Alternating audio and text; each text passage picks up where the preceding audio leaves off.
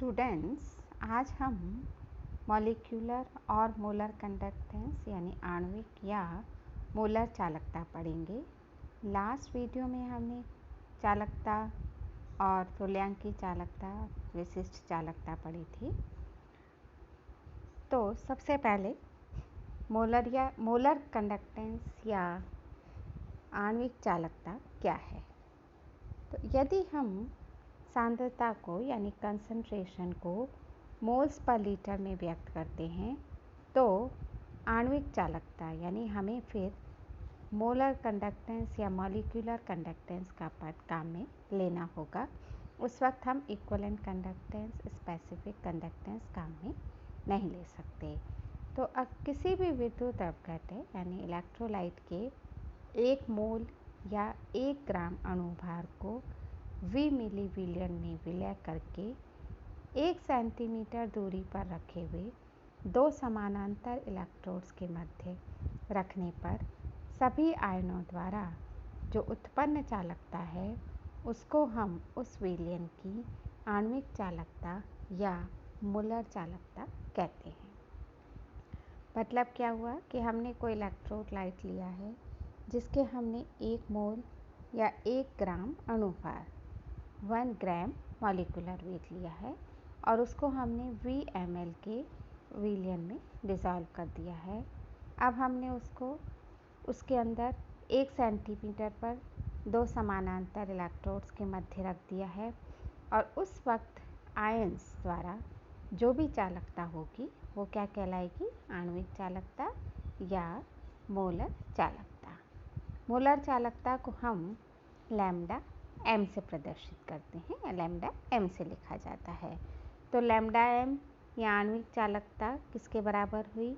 विशिष्ट चालकता या सिर्फ चालकता इंटू 1 मोल विद्युत अपघट्य रखने वाले विलयन का आयतन। ठीक है, तो चालकता इंटू V। तो विशिष्ट चालकता या चालकता को हम कैसे लिखते हैं? कापा और इंटू V। तो lambda is equals to kappa into V।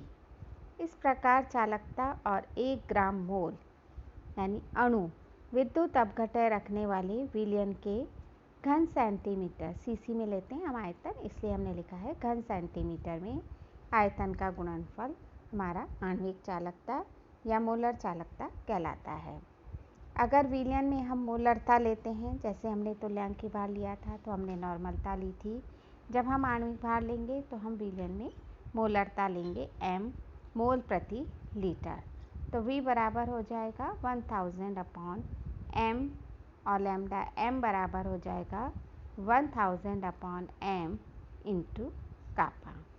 अब अगर यूनिट्स देखें हम मोलर कंडक्टेंस की तो ओम इनवर्स, सेंटीमीटर स्क्वायर और मोल इनवर्स। तो ये हमारा मोलर कंडक्टेंस है। अब अगर SI यूनिट्स देखें तो SI यूनिट्स में हम सीमेंस में लेते हैं तो ये हो जाएगा सीमेंस स्क्वायर मोल इनवर्स। ऐसे विद्युत अपघट्य जिनकी इलेक्ट्रोलाइट्स, जिनकी तुल्यांकी भार और आणविक भार एक समान होते हैं, उनकी तुल्यांकी चालकता यानी लैम्डा और लैम्डा m के मान भी समान होते हैं। लेकिन जिनके तुल्यांकी भार और अणुभारों समान नहीं होते, उनके तुल्यांकी चालकता और मोलर चालकता के बीच में एक संबंध है। क्या है? Lambda is equals to lambda m upon Z। Z क्या है? Z 1 मोल विद्युत अपघट्य के वियोजन यानी टूटने से मुक्त धन आयनों पर आवेश की कुल संख्या, यानी पॉजिटिवली चार्ज जो आयन्स हैं वो कितने हैं, उन पर चार्ज Z वो है। तो lambda is equals to lambda m upon Z। अब हम सब जानते हैं कि अगर हमें चालकता का मेज़रमेंट करना है, मापन करना है, तो उस स्थिति में हम प्रतिरोध काम में लेते हैं और प्रतिरोध का व्युत्क्रम चालकता है। अतः विलयन की चालकता ज्ञात करने के लिए हम उस विलयन का प्रतिरोध ज्ञात कर सकते हैं। प्रतिरोध मापने के लिए पहले जो है हम एक व्हीटस्टोन ब्रिज काम में लिया करते थे, आपने फिजिक्स में पढ़ा होगा। जिस विलयन का चालकता ज्ञात करनी होती है उसे हम, नेक्स्ट स्लाइड में डायग्राम आएगा, उस तरह का एक सेल लेते हैं और उसे हम चालकता सेल या कंडक्टिविटी सेल लिया जाता है और फिर उस प्रयुक्त सेल के साथ हम इलेक्ट्रोड्स जोड़ते हैं। तो इस तरह का आप देख सकते हैं, ये 3 तरह के चालकता सेल आपको दिखाए जा रहे हैं। तो चालकता सेल किस तरह के हैं? चालकता सेल में प्लेटिनम की प्लेट इलेक्ट्रोड का कार्य करती है, यानी जो मेटल है वो हम प्लेटिनम लेते हैं, तो प्लेटिनम की प्लेट इलेक्ट्रोड का कार्य करती है और यह प्लेटिनम की प्लेट सूक्ष्म विभाजित प्लेटिनम की एक लेयर है। प्लेटिनम की एक लेयर, यह प्लेट प्लेटिनम के तारों के साथ बांध देते हैं, तार बना दिए जाते हैं और उसको इस प्लेट से जोड़ दिया जाता है। अब इन ट्यूब्स में जो हमें दिखाई दे रही हैं, इन पतली ट्यूब्स में हम क्या भर देते हैं? मरकरी या पारा भर दिया जाता है और फिर ये सेल के एबोनाइट खोल में मजबूती से जकड़ रहते हैं। फिर हम इनको बांध देते हैं सेल के एबोनाइट खोल्स में, यानी एबोनाइट्स में। जिससे क्या होगा कि जब हम एक्सपेरिमेंट करते हैं तो उस दौरान इलेक्ट्रोडों के बीच की जो दूरी है वो स्थिर बनी रहती है और प्लेटिनम के साथ जब हम संपर्क में रहते हैं इलेक्ट्रोड्स, तो हम साथ में क्या लगाएंगे? प्लेटिनम के साथ कॉपर के वायर्स, और कॉपर के वायर्स को हम इस ट्यूब में भरे हुए सॉल्यूशन में डुबो देते हैं, जिससे विद्युत धारा प्रवाहित करके हम क्या मेज़र कर सकते हैं? रेजिस्टेंस या प्रतिरोध का मापन कर लिया जाता है। तो इस विधि में धारा के चालक के साथ साथ विलयन का विद्युत अपघटन भी हो जाता है। मतलब करंट तो पास हो ही रही है, साथ ही साथ विद्युत का अपघटन, यानी वो विद्युत अपने आयंस में भी टूट रहा है, विद्युत धारा भी टूट रही है। परंतु इसमें 2 प्रॉब्लम्स आती हैं। जब हम इस तरह का सेल लेते हैं तो इसमें 2 प्रॉब्लम्स आती हैं। पहली प्रॉब्लम तो ये आती है कि विलयन का सांद्रण में परिवर्तन आ जाता है, यानी जो कंसंट्रेशन हमने विलयन का लिया था, सपोज करते हैं कि हमने 1 मोल लिया है या 25 सीसी लिया है, तो उस स्थिति में जब हम रेजिस्टेंस ले रहे होते हैं तो इसकी कंसंट्रेशन या इसकी सांद्रता में परिवर्तन हो जाता है। दूसरा क्या होगा कि इलेक्ट्रोडों पर उत्पाद यानी प्रोडक्ट्स इकट्ठा होने लगते हैं, आयन आके इलेक्ट्रोड्स पर डिस्चार्ज होते हैं और इलेक्ट्रोड जमा होने लग जाते हैं और उसके फलस्वरूप यहाँ पर ध्रुवण या पोलराइजेशन का मतलब विरोधी विद्युत वाहक बल, क्योंकि आयन्स हैं तो वो अपना ईएमएफ या विद्युत वाहक बल उत्पन्न करने लगते हैं, तो ध्रुवण होता है और जिससे धारा में एक जो हम धारा प्रवाहित कर रहे हैं उसमें एक अवरोध उत्पन्न हो जाता है और एक अवरोध उत्पन्न होने के कारण जो प्रतिरोध एक्चुअल में होना चाहिए था वो उससे अलग हो जाता है और परिवर्तित वैल्यू हमें प्राप्त होती है।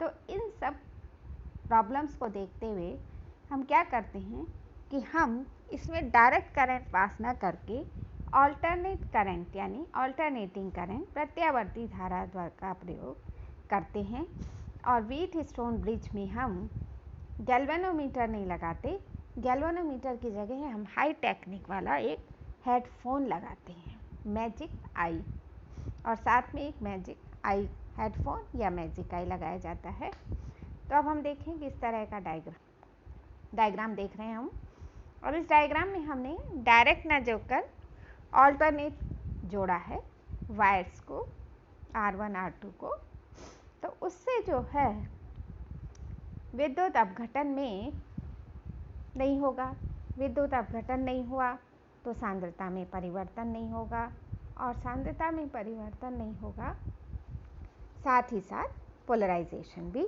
नहीं होगा क्योंकि हमने यहाँ पर एक मैजिक आई यूज़ की है इन प्लेस ऑफ गैल्वेनोमीटर।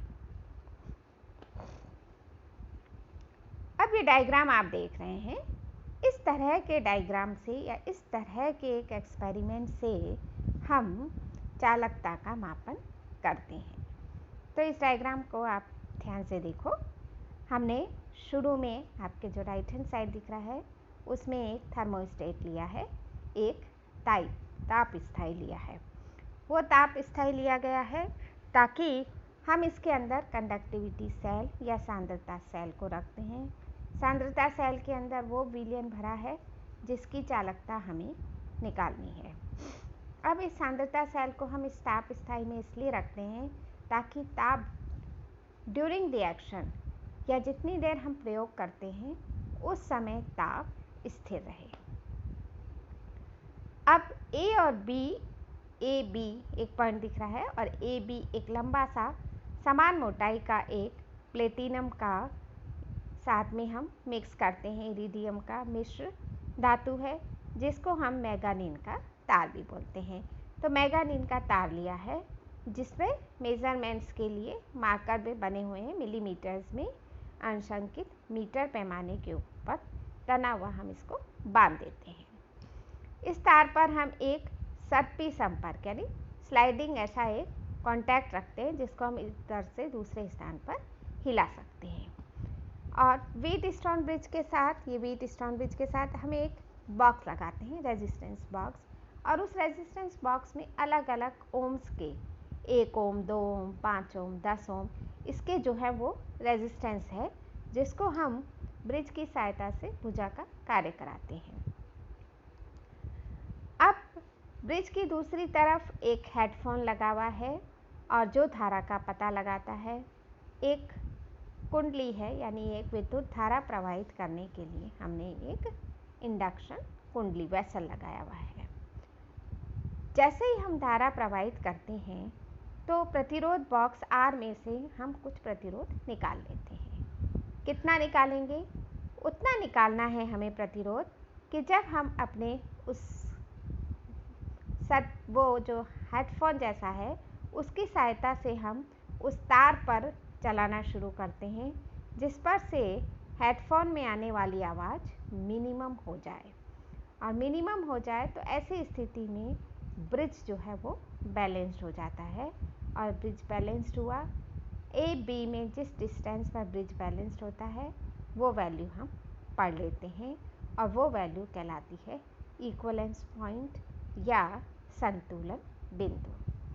तो पैमाने पर स्केल जो दिख रहा है ए और बी के बीच में, उस पर हम AX और BX की लंबाई कैलकुलेट कर लेते हैं और इसकी सहायता से हम रेजिस्टेंस या प्रतिरोध निकालते हैं। तो सेल C में विलयन का प्रतिरोध डिवाइडेड बाय प्रतिरोध बॉक्स के द्वारा लगाया गया प्रतिरोध, यानी एक तो C में विलयन का कितना प्रतिरोध है धारा प्रवाहित करने पर डिवाइडेड बाय जितना ओम हमने उसमें से निकाल लिया है। तो सेल में विलयन का प्रतिरोध किसके बराबर हो जाता है? लंबाई BX के, और प्रतिरोध बॉक्स में से जो हम निकालते हैं वो हो जाता है लंबाई AX के। तो जो X है वह A साइड का AX और B साइड में BX। तो इस तरह से विलयन का प्रतिरोध निकालने के लिए लंबाई BX अपॉन लंबाई AX इंटू R जो रेजिस्टेंस हमने निकाला है। प्रतिरोध बॉक्स R में से हम ऐसे प्रतिरोध को निकालते हैं जिससे कि संतुलन बिंदु यानी हमारा इक्वलेंस पॉइंट 0 आए, नल पॉइंट आए, यानी AB के लगभग बिल्कुल सेंटर में आए, क्योंकि सेंटर में 0 होता है, उसके इधर 10 तक होते हैं, दूसरी तरफ 10 तक होते हैं, ताकि यथार्थ मान जो है वो हमें कैलकुलेट किया जा सके। प्रतिरोध R यानी रेजिस्टेंस R, BX और AX के मान ज्ञात होने पर हम सेल के लिए विलयन का प्रतिरोध कैलकुलेट कर सकते हैं। और जब हम रेजिस्टेंस कैलकुलेट कर देंगे तो इसका रिवर्स कर लेंगे और वो हमारी कंडक्टेंस होगी। आजकल बहुत अच्छे जो हैं वो इक्विपमेंट्स आ रहे हैं। हम व्हीटस्टोन ब्रिज की बजाय हम कैथोड रे ऑसिलोस्कोप काम में ले सकते हैं, मैजिक आई काम में ले सकते हैं। इवन कंडक्टिविटी ब्रिज काम में ले सकते हैं। उनकी सहायता से हम चालकता या कंडक्टेंस की मान की गणना कर सकते हैं। तो इस तरह से ये हमारा मोलर कंडक्टेंस कैलकुलेट करना हुआ।